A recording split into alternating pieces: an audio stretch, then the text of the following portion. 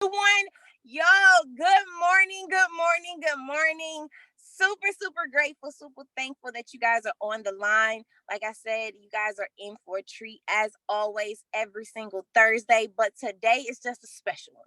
It's a special one because I just feel the energy about to drop and I'm just here for it. So without further ado, let me bring your hostess with the mostest to the line. Now, this young lady is actually calling in from Florida. Y'all, this young lady here that's about to bring you up the heat. Let me tell you, first and foremost, I just say thank her. Thank her. Because with everything going on in the world, she could be doing multiple different things right now, but she's here with us, dropping in, pouring out the love, all of the energy that we need to get our Thursday morning going and the pre jump off for the week. So just know that this is someone who is especially dear to my heart. She has been able to just show me really strength, y'all. She showed me just the idea of consistency and loyalty no matter what. And those are three traits that you just can't get from everybody. So without further ado, I gotta bring to the front Miss Pamela Pacheco. I see you have made the line. Good morning, good morning, good morning. Top of the morning, ZD. Thank you for blessing us this morning with your energy, with just your soul, man. I am so grateful to do life with you. Great morning, everybody. Thank you for being on here. Today is Thursday, February 11th, 2021. Man, grateful to be here with you guys. So grateful to just be present in this moment in such a time like this. Grateful to each and every single one of you that are on here with us. And maybe you're just joining us for the first time and you're like, I don't know what to expect. Well, all we want you to know is that we just want you to leave here better than you came in, right? Better than what you logged in as. And really, I remember starting my journey on entrepreneurship a little bit over 7 years ago. And I would look forward to these calls because I knew that not only I was going to get informed, I was going to get inspired, right? I was going to meet incredible individuals like Didi, like a lot of you on this call, and it was going to set the tone for my day, right? Because garbage in is garbage out, greatness in is greatness out. Now, uh, for those again that do not know me, my name is Pamela Pacheco, however you want to call me. Welcome to our Breakfast Club call. We're going to get this party starting. Thank you, everybody, for the prayers. I appreciate you guys, appreciate the energy, appreciate the love. As always, thank you. So I wanted to talk to you guys about this Audible book that I heard not too long ago, and I reheard it again, and I was like, man, I got to talk about this. And we actually discussed it in one of our leadership calls not too long ago, and so many people were with the feedback was incredible. They're like, man, this is something like we got to talk about. Like this is something that we needs to be spoken about more.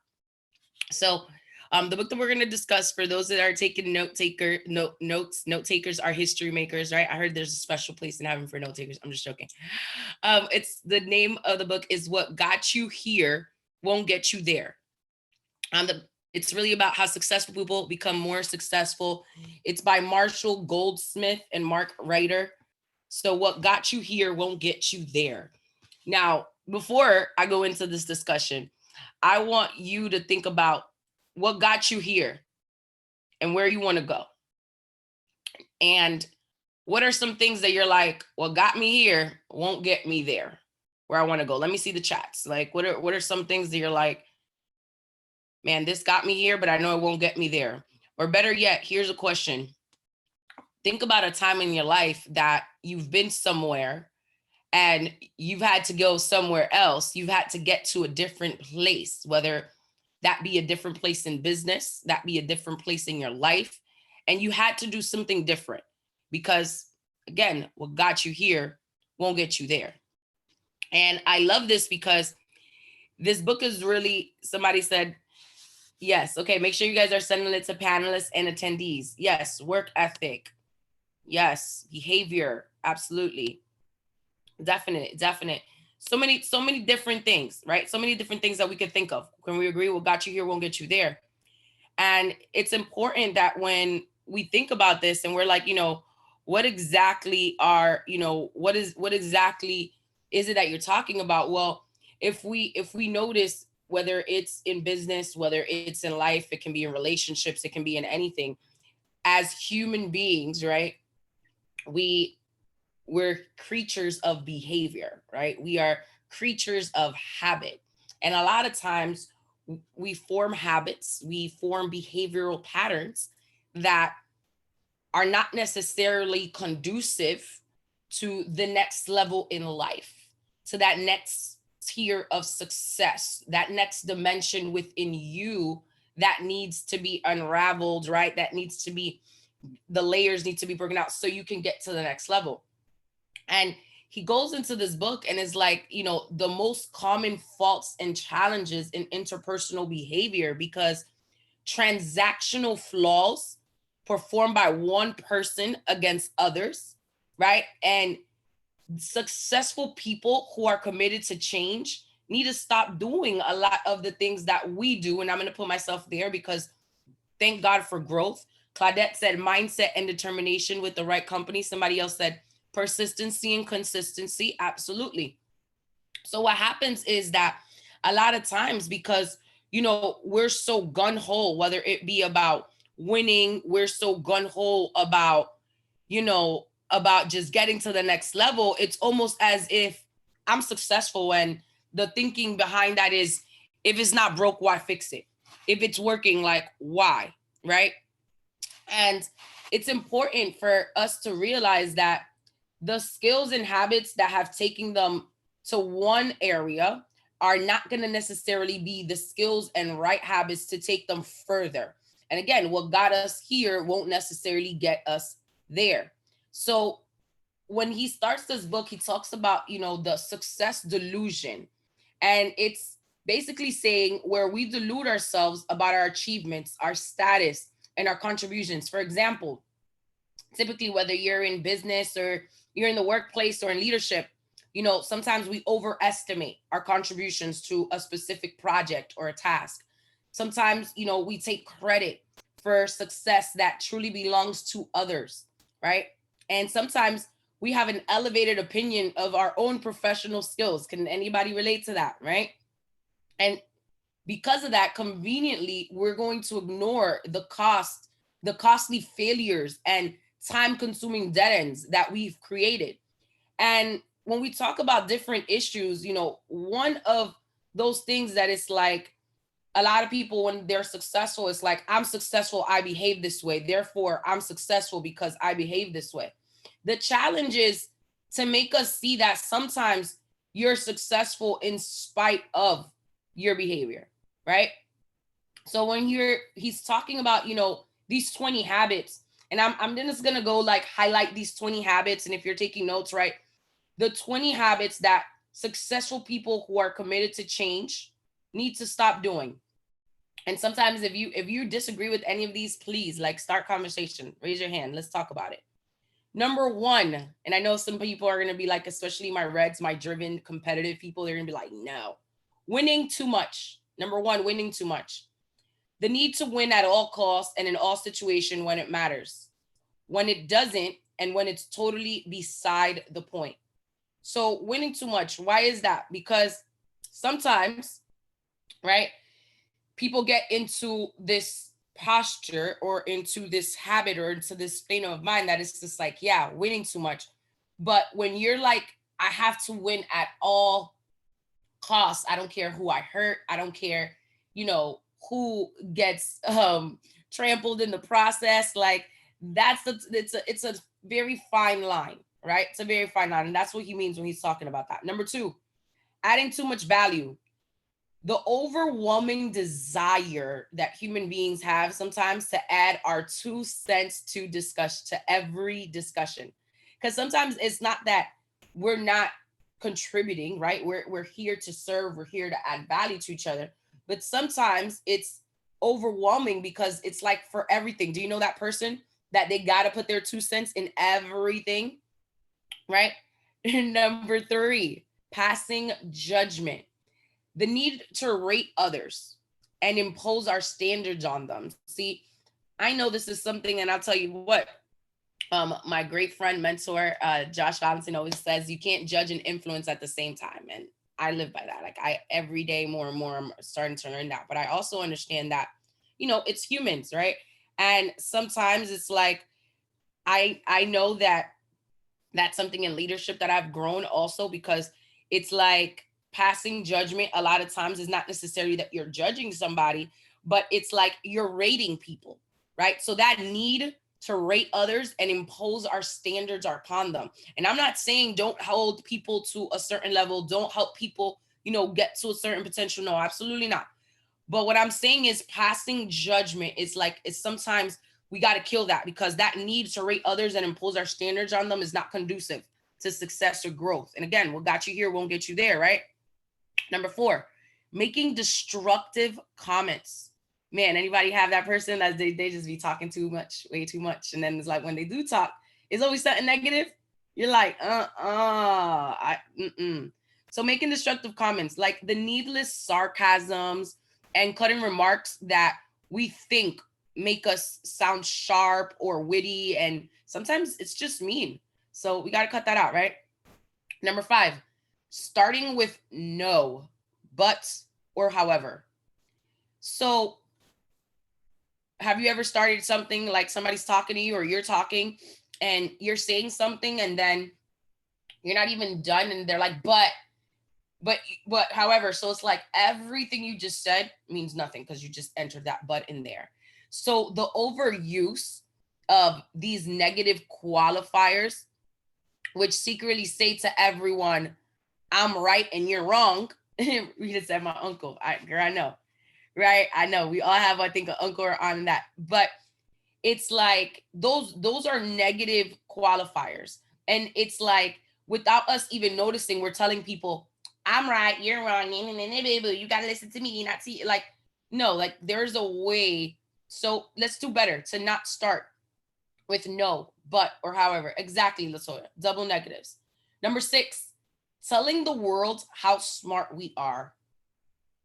And man, I remember mentoring younger adults when I was in college and even as an RA. And I remember there was so many people that, they struggled with that. And you see it in behavioral, you see it not only in college, you see it in the workplace, you see it in the homes, you see it in businesses, right? You see it in leadership. Can anybody relate? Right? But it's telling the world how smart we are. It's like the need to show people we're smarter than they think we are. And I'm going to tell you, the most intelligent person in the world is that person that is able, and again, this is my opinion, but that person that is able to be absolutely confident. Be absolutely confident because you're Godfident, right? But being absolutely confident in who you are because of whose you are. And knowing that you're standing in your posture, you don't have to prove anything to the world. That person that can get to that state of unapologetically being themselves, but really having a completely healthy disregard for anybody's opinions, like it's a healthy place to be at. Let me tell you, it's a very healthy place to be at. But someone that is smart doesn't have to go telling the people, I'm smarter than you think I am. Don't insult my intelligence. Like when you just know. You don't have to be, showing everybody like I'm smarter than you think we are. Like time will tell. Number 7, speaking when angry. So using emotional volatility as a management tool, right? And that is something that I think we all at one point or the other. And if you haven't struggled with that, that's awesome. But, learning to control your emotions, right? And this goes with you knowing is like, okay, well, I'm not going to speak when I'm angry right now. I'm not going to speak when I'm upset right now. I'm going to think about this, because a lot of times that emotional volatility is definitely a tool that it's a double-edged sword, right? Excuse me. And it's something that it can be used towards good or it can be used towards bad. But that is something super important because it's the emotions, and a lot of times it's not what you say, it's how you say it. And I keep it real with y'all all the time. And that's something that over the years I've struggled with, right? And that's something that I'm very intentional at working at. And even when I get upset or I get angry at something, whatever it is, like I take time, I breathe, right? Different things, because I'm like, at the end of the day, I understand that I have to control my emotions. And it's like I can't give anybody that personal power. So even knowing that, look, I don't necessarily need to talk right now. I need to calm down. I need to do it, but use that emotional volatility to your favor. Are you guys getting value from this? Awesome. Number 8, negativity. Or let me explain why that won't work. The need to share our negative thoughts even when we weren't asked. Like, has anybody relate to that? Yes, right? Like we've done it at all at some point, or somebody we know's done it, and you're like, maybe you're next to that person right now that does it all the time, and you're like, I'm gonna say nothing, right? But we all deal with that. It's like, let me explain why that won't work. And again, you have to think of the behavioral patterns, the actual environment, the what's going on. Is this conducive to where I want to go? Because again, the same behavioral patterns, the same things, what got you here won't get you there. Those habits, right? That mentality, those day-to-day actions, those daily disciplines. Copy? Number 9, withholding information. The refusal to share information in order to maintain an advantage over others. Man, I remember dealing with that in corporate America all the time. And it was really from the top down. Like my boss made everybody have that behavior, like, oh, that district can't beat us. Like, I don't want you sharing best practices. And I remember one of the greatest reasons why I was so excited to get into network marketing was because I'm like, I can help them win. And if they win, I win too. Wow, that is beautiful. And the more that I got to love people, right? And the more that I got to really love the industry, I realized that the more you help people get what they want, you will get what you want. Zig Ziglar, right? But really and truly, what I love the most about it is that it showed me that we're here to serve in a capacity bigger than what we can imagine. And I can't tell you that, and maybe there's going to be some people on my team that are going to be upset when I say this, but I can't even explain to you how much value I've got from helping people that are not on my team, from helping people that I do not benefit financially from. I think that has been one of the best experiences, one of the best joys along this journey. I mean, it is absolutely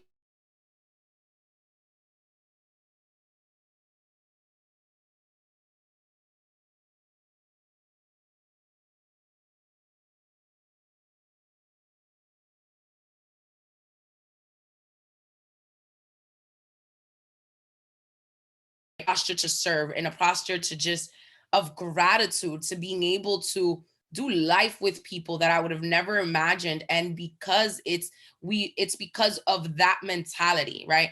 It's because of being in that, hey, I'm gonna serve. I don't care who it is that I'm making money from. I don't care what exactly it's going on. Like, I know that I'm here to serve, right?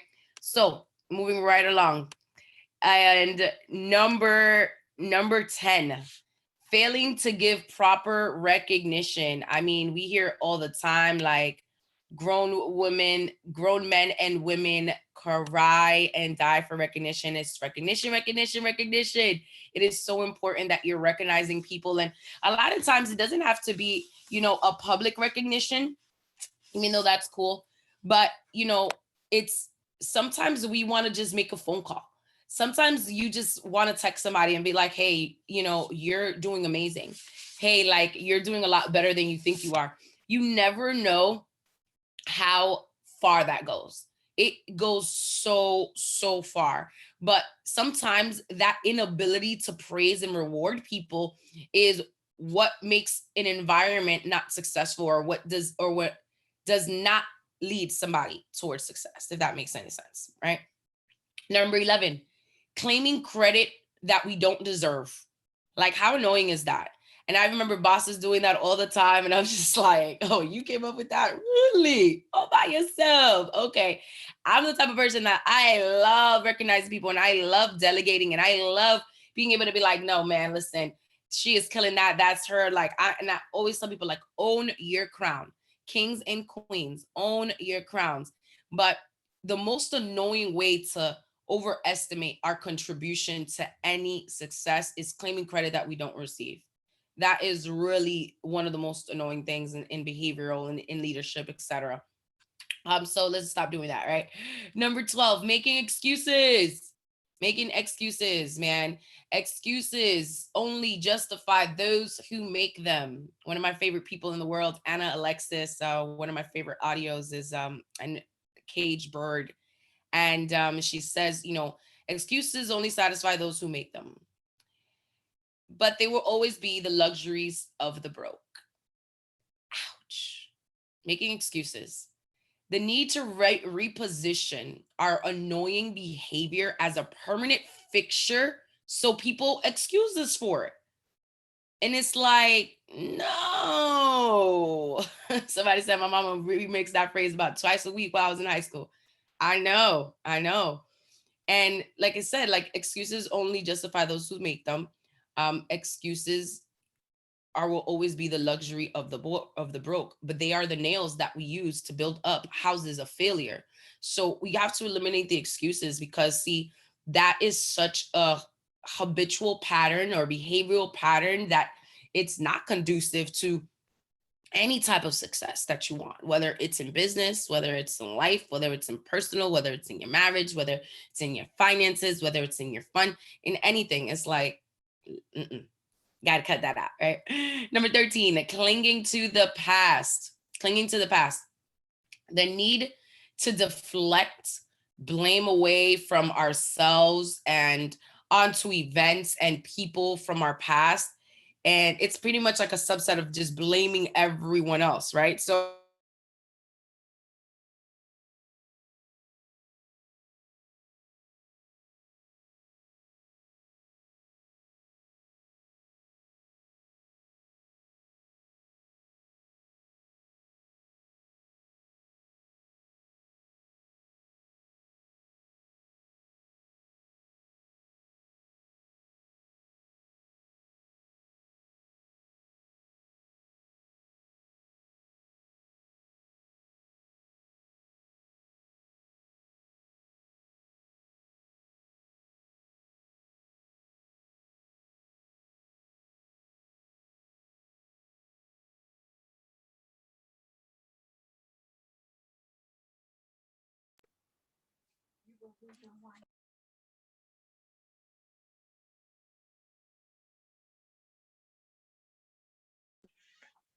All right, y'all, give us just a second. Technical difficulties.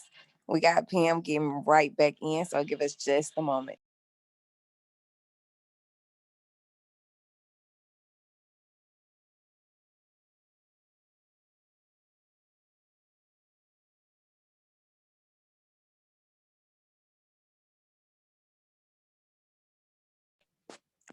All right, we good, we the good, we devil good, we is a good. liar. We're gonna keep this party start. We're gonna keep this party going. So I hope you guys, did you guys hear number 13? We good with that, Dee? Yes, yes, yes, yes, All right, yes. awesome. So number 14, playing favorites, failing to see that we're treating someone unfairly, right? Or treating somebody better than the other. And I always say, treat everybody the same, treat everybody with love, with respect, with appreciation, with gratitude, because each and every single person plays such an intricate part in our lives, such an intricate part in this journey. And see, you may have some weaknesses. I may have some strength. I may have some weaknesses that are your strengths, and vice versa. And this is why somebody said, speak loud. Can you guys hear me okay? Okay. This is why it is so important that we're mindful of these things, right? Because everybody deserves to feel special and everybody wants to feel like that. So it's up to us to do that, especially in leadership, especially in business, especially in relationships, period, right? Number 15, refusing to express regret. Refusing to express regret. So, again, the inability to take responsibility for our actions, right? Admitting when we're wrong or recognize how our actions have affected others. Because, see, a lot of times it can be, I just had this conversation with somebody. Is not what you say, is how you say it. And during the time, it's like, you may have had completely different intentions, right? I believe that. I believe that we naturally, we all are great, right? I believe that there is good in everybody, right? Somebody's gonna be like, fam, you too much. But I do believe that. However, sometimes it's like our intentions can be so great, our intentions can be so pure. However, the other person may have perceived it differently, right? So now that person perceived it differently, it doesn't necessarily mean that you are wrong or that you did something that, you know, hey, was you did something deliberately to hurt that person or to anger them. No. However, we have to know that people are entitled to feel how they feel. We have to respect their feelings. So when you're taking responsibility for your actions and just admitting you're wrong, it's recognizing more than anything how your actions have affected others. Make sense? So number 16, not listening. Not listening. The most passive aggressive form of disrespect for colleagues, right? I listen, it's not me, he says it. I'm just a good note taker. The most passive aggressive form of disrespect, for whether it's colleagues, whether it's your friends, whether it's family, it's like not listening. When somebody could be like, oh, I'm hearing you, but are you listening? Right? It's like your body language. Are you listening to me? And I'll tell you one thing that I've struggled with, and I'm doing my best to do better. It's like being on my phone, right? When you're a mobilepreneur and you run multiple businesses from your phone and you're running multiple projects, sometimes it's like without us even noticing, it's like you're on your phone all the time. And my mom, as we are overcoming this illness right now, one of her things always is like, you're on your phone. And I'm just like, sometimes I'm not even on my phone. Like sometimes I make sure I leave it in the other room just so that I don't have to look at it at all, whether it rings, whether it's an affirmation or whatever. Like I'm not touching it, but just being more intentional in those things, because I understand like what's important, right? I understand that sometimes I may not realize what I'm doing, or I may not realize if this is important or not, but not listening, right? And that's important. People want to be heard. So, number 17, failing to express gratitude. It is the most basic form of bad manners. Failing to express gratitude. Man, the more grateful you are for what you have, the more you will get what you don't have. Like the more you appreciate where you're at, what you have, how far you've come, how much God has done for you, the more you're able to receive more. The more you're able to open the floodgates to receive that abundance, to receive those blessings. Like expressing gratitude, it is so important. And Mr. Goldsmith says that it is the most basic form of bad manners not to express gratitude. Number 18, punishing the messenger. So, it's that thing, the misguided need to attack the innocent, who are usually only trying to help us. So, a lot of times, whether it's in leadership, whether it's in business, whether it's in the workplace, or it can be in your home, whatever, it's like punishing the messenger. Somebody told you something and they telling you because they're looking out, but it's like they're really just the messenger, right? So we take it out on them and we're like, man, they were just trying to help, right? So punishing the messenger. Number 19, passing the buck. Again, that kind of goes back to, what we're talking about earlier, the need to blame everyone but ourselves, right? The need to blame everyone but ourselves. And number 20, an excessive need to be me. And I'm going to go a little bit deeper on that. So an excessive need to be me, it's basically exalting our faults as virtues simply because they're who we are. And it's like, no, some people's like, oh, that's just me. Like, no, that gotta change. Okay. Like that is just, well, this is just me. Like, no, it's like we have to do better as a community, better as business people, better as human beings, to say, no, I'm not just gonna say that these faults, right? These flaws are just gonna be virtues because this is just who I'm. No, take accountability. Let's say how can we fix that? Number 19, Henrietta, was passing the buck. The need to blame everyone but ourselves, like not taking responsibility for your actions, kind of. So here's why, right? Goldsmith goes in this book because he's just like, listen, it's devoting so much energy because identifying interpersonal challenges in successful people, because the higher we go, the more problems are behavioral. The more problems are not necessarily how to's, because you know what to do. It's more behavioral. It's typically not about flaws of skills or flaws of intelligence or even flaws of unchangeable personality.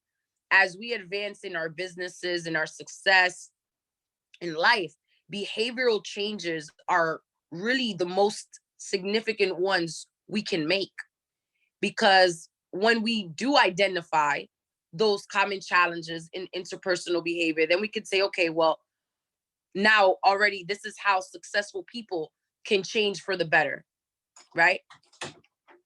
So the 7th step, and I'm gonna, as we finish this call really quick, you guys are good? Okay, I'll repeat it. I know somebody was like, repeat these for me. So number 1, winning too much. Number 2, adding too much value. Number 3, passing judgment. Number 4, making destructive comments. Number 5, starting with no, but, or however. Number 6, telling the world how smart we are. Number 7, speaking when angry. Number 8, negativity, or let me explain why that won't work. Number 9, withholding information. Number 10, failing to give proper recognition.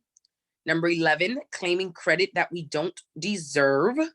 Number 12, making excuses. 13, clinging to the past. 14, playing favorites. 15, refusing to express regret. 16, not listening. 17, failing to express gratitude. 18, punishing the messenger. 19, passing the buck. And 20, an excessive need to be me. So you guys good on that? Let's see. Y'all good? Awesome, great. So we gotta, like, now that we identified it, right? So he also goes into this book and is like, there's a 7-step method for already successful people to change those interpersonal relationships and to make these changes permanent, right? And I'm not gonna go deep into all of them, but I'm just gonna highlight the 7 steps. Okay, I definitely recommend this read. So number 1, step 1, right? The 7 method for already successful people. Step 1 is feedback. So we have to do our best to obtain honest, confidential feedback, because that is critical to understanding what we as people need to change, what a person needs to change. And it's like, when you are dealing with negative feedback, right? There are 2 typical big problems with that. 1, they don't want to hear it from us, and 2, we don't want to give it to them, right? But obtaining that honest, confidential feedback is critical to understanding what needs to be changed. Make sense? So, and that's going to allow you, to see those blind spots, because we have blind spots. Yes, just like we have blind spots when we drive, we have blind spots in our day-to-day lives. We have blind spots that we can't necessarily see, but the people around us can, right? So that feedback is important. Step 2, apologizing. Oh, because does anybody have trouble with apologizing? It's only me. Oh, let me see who I'm talking to. I got to talk to a whole bunch of perfect people this morning, huh? It's a lot of perfect people on this Breakfast Club call today. Okay. But, apologizing, right? Apologizing, Goldsmith says it's the most magical, healing, restorative gesture that human beings can make. Again, it is the most magical, healing, restorative gesture human beings can make. And it's the centerpiece of the work that he actually utilizes with executives and people who want to get better, because without an apology, there is no recognition that mistakes have been made. There is no announcement to the world of the intention to change. And most importantly, there's no emotional contract between you and the people you care about. The healing process always begins with an apology. And the simple way, right, that he's like, for a simple process for an apology, I love this, as he says, I'm sorry. I'll try to do better in the future. And then you say nothing. Don't explain it. Don't qualify it. Don't complicate it. And say nothing. I'm sorry. I'll try to do better in the future. And then say nothing. Right? Tony Robbins says it's a 4-step. And if I mess this up, somebody type it. I know, Rita, you did the Tony Robbins course with us. But it's like, I'm sorry. Thank you. I appreciate you. I love you. Right? It's just, however, but understand that I agree. It is the most magical, healing, restorative gesture human beings can make, an apology. Step 3. We're halfway there, guys. Telling the world, or advertising. So after we apologize, you must advertise. You're like, what? So it's not enough to tell everyone that you want to get better.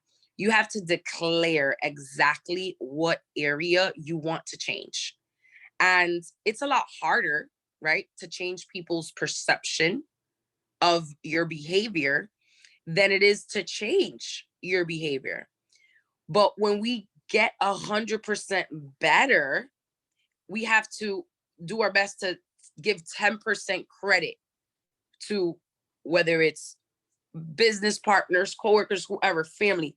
But the odds, excuse me, they're going to improve considerably if you tell people that you're doing your best to change and how hard you're working for it. And repeating this message week after week, it's like you're affirming it over your life. You're declaring it over your life. You're speaking it. And it's not just speaking it into existence. You're speaking it into existence, but you're putting in the intention and the work day in and day out to do it. Number 4, listening. Listening. So the author says that he contends that 80% of our success, 80%, this is a huge number, 80% of our success in learning from other people is based upon how well we listen. How well we listen. However, listening is not like how many people perceive it to believe, like it's just a passive activity where you sit there and you're not responsive and you don't do anything while you're hearing somebody else's out. Like, no, good listeners, with regard to what they do, it's a highly active process with every muscle engaged, especially the brain. Like, you're just attentive, you're just listening, you're just like locked in, right?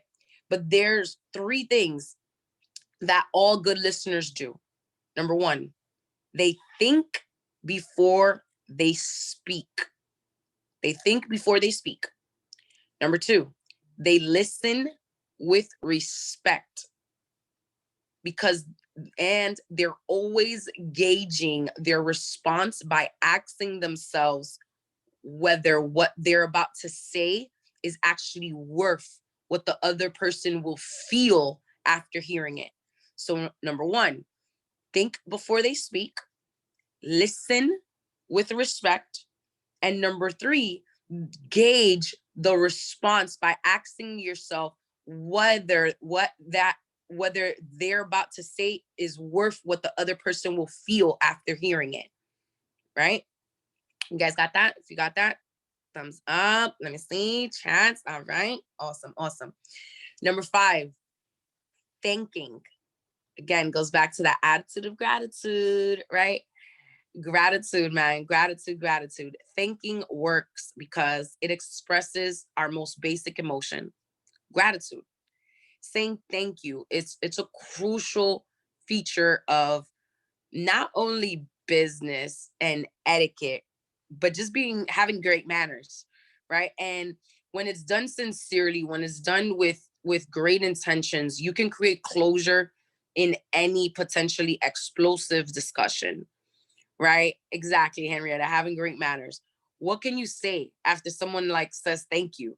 You can't try to prove them wrong, right? You can't trump over them or get angry or ignore them.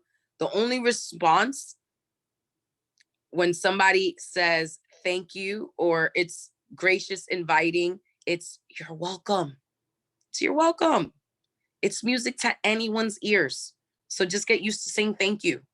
Thank you, thank you, and thank you, right? Thank you, guys. Number 6, following up. So once you master, right, the art of apologizing, advertising, listening, and thanking, you're like, what the heck, follow up? What is this? Follow up? Yeah, well, you must follow up relentlessly, going back to your business partners, going back to your colleagues, going back to your teammates, going back to your significant others, going back to the people that are around you, right? And ask them for comments and suggestions. And when we do this with the people that are around us, whether it's colleagues, business people, etc., you're going to eventually begin to accept that you're getting better. But not because you say that you're getting better, but because they do, right? And the bottom line is that people don't get better without follow up. People don't get better without follow up. And following up, it shows that you care about getting better. Following up with your teammates, with your family members, with your coworkers, with your business partners, right? It shows that you value the opinions of others. And then when you're following up consistently, it shows that you're taking the process seriously, that you're becoming a better person. This is not just an event. This is a process, right? It's a process that day in and day out. And somebody said, you have to follow up. Yes, and even absolutely, even feedback from your customers, right? Even feedback from your customers. Again, those people that are around you. Number 7, practicing feed forward. Maybe you're like, what is feed forward? So with the previous 6 skills, where it says we're ready for feed forward, which as opposed to feed back, which focuses on the past, it's a simple idea that has 4 steps when you feed forward. Number 1, you're going to pick that one behavior that you would like to change. Okay. So we're going to give you guys some homework on the Breakfast Club call. I want to hear about it next week, how you guys did with this. Number 1, so 4 simple steps to practicing feed forward. Number 1, pick that one behavior that you would like to change, which would make a significant positive difference in your life. Okay, so pick that one behavior that you would like to change that would make a significant positive difference in your life. Number 2, describe this objective in a one-on-one dialogue with anyone you know. Describe this objective in a one-on-one dialogue with anyone you know. No, Brittany, this is the opposite of feedback. This is feed forward. Number 3, ask that person for 2 suggestions for the future. So you're going to ask that person for 2 suggestions for the future that might help you achieve a positive change in your selected behavior. So again, these 2 ideas represent feed forward. Okay. And number 4, listen attentively to these suggestions. Don't judge, don't rate, don't critique the suggestions in any way. The only response you're permitted is thank you. Then repeat this 4-step process with others. And this is why it works. It works because we can change the future, but we cannot change the past. We can change the future, but we can't change the past. But what we're doing each and every single day, our habits, our behavioral patterns, our thoughts, our actions are created by that. And those actions are what create our destiny. Do you guys need me to repeat that, or did you guys get it? Are we good? Are y'all good? Are y'all good? Yes, yes, yes. Awesome, awesome. So we'll put up the recording. Oh, somebody said repeat it. You got it. So let me repeat the seven steps. Okay. The seven method. Number one is feedback. Number two, apologizing. Number three, telling the world or advertising. Number four, listening. Number five, thanking. Number six, following up. And number seven, practicing feed forward. And how we practice feed forward is in 4 steps. Number one, you pick the behavior you would like to change or area that you want a positive difference in your life.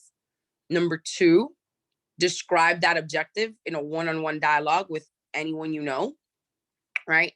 Um, Number three, ask that person for 2 suggestions for the future that might help you achieve a positive change in the selected behavior, right? And number four, listen attentively to these suggestions. Again, freedom from judging, freedom from critiquing the suggestions in any way. The only response you're permitted is thank you. Guys, this has been your Breakfast Club call for February 11th, 2021.